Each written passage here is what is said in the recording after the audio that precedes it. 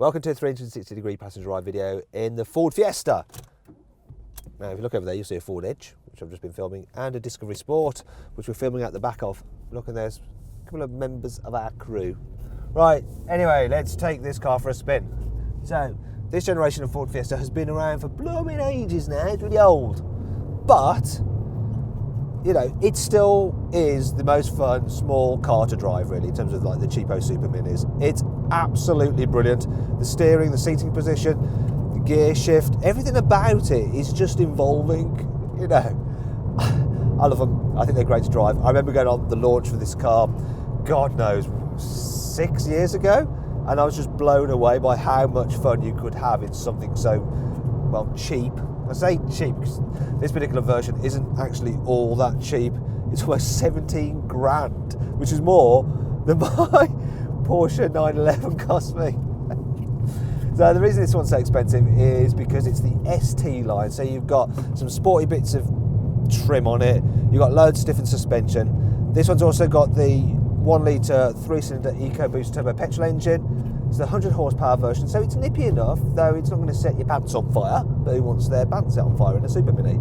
It's easily quick enough. I mean, look at this. I'm on a track which simulates a British back road, and this thing is a whole heap of fun. I mean, it really is. It's just gripping so well, and when it doesn't grip, you can feel it pushing wide. You lift off the throttle, the nose tightens. It's such an engaging car to drive, and brilliant for nipping about round town. It really is. Flip side is maybe the suspension's a little bit on the firm side, especially on this ST line version, and it can be a bit noisy in terms of tyre roar at speed. In terms of quality inside this Fiesta, well, I like the exterior design, but the interior is looking a bit old. This whole centre console was designed to mimic an old mobile phone. When I say old, it was a modern one at the time, so Nokia 3310 or 6310 or whatever. But yeah, you know, we've all got smartphones now. And then look at the infotainment screen. I mean, blimey, look, I'm not going to bother. It's rubbish. And the quality, I mean, dash material is lovely, but the rest of it's all, I mean, look down here, look at this. I mean, it's just cheap, this guy. Feels really cheap. But like I said, it's not actually all that cheap. This one's almost 17 grand, like I said.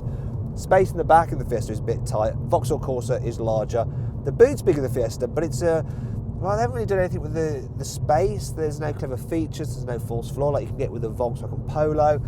It's all a bit basic. It's a car that really is starting to show its age, apart from in the way that it drives. Like I said, it drives brilliantly, and I could spend a lot of time behind the wheel of a Fiesta. In fact, I find Fiestas more fun to drive than many sports cars.